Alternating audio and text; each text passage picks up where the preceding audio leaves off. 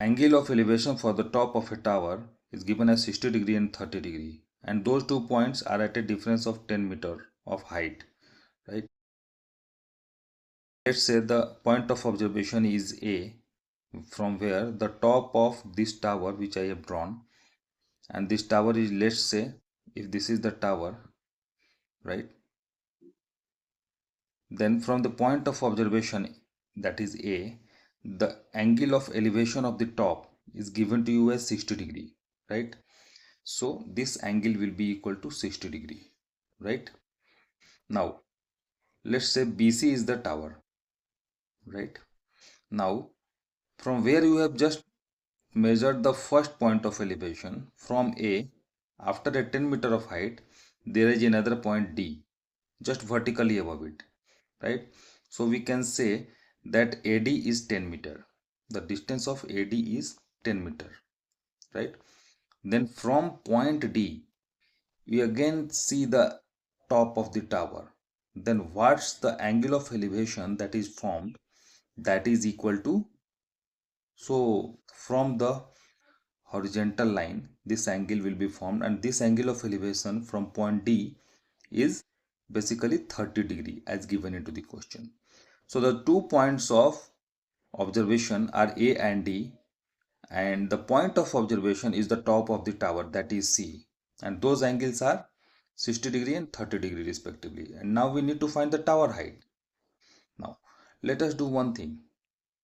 Just consider triangle, right? Which triangle? The right angle triangle ABC, right? The bigger triangle here.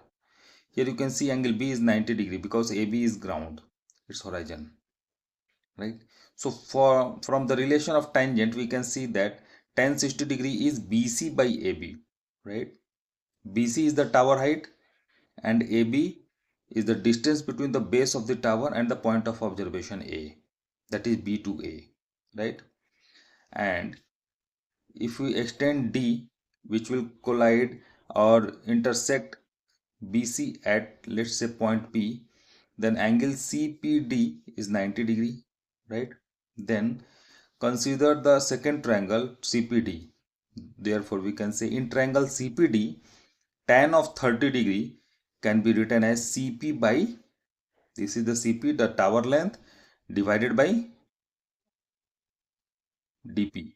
DP or PD, whatever, both are same. But you can observe AB is equal to DP, right? Because that tower is standing vertically on the ground and AD is a parallel line parallel to BC, that is tower.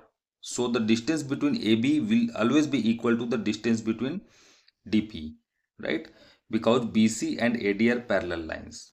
Both are perpendicular on the ground, right? So we can say that tan of 30 degree here can be written as, instead of CP by DP, write CP by AB, because DP is equal to AB as we discussed, right? Now tan 30 degree is CP by AB. What we will do now, you can see the tower consists of this length CP, CB, or BC is the tower whose length can be divided into two parts, from B to P and then C to P. So let's say C to P is X. Then here you can see CP, we have assumed CP as X. So therefore, if we just substitute the value, we can get, and just change the denominator of RHS into the numerator of LHS, then we get the value of AB as CP by tan 30, which is equal to X by tan 30, because CP is X and tan 30 degree is 1 by root 3. Therefore AB can be said to be equal to root 3x, right? AB equal to root 3x. So this we have identified. Now you can see this AB, which is equal to root 3x, is equal to DP, and AB and DP are equal, right?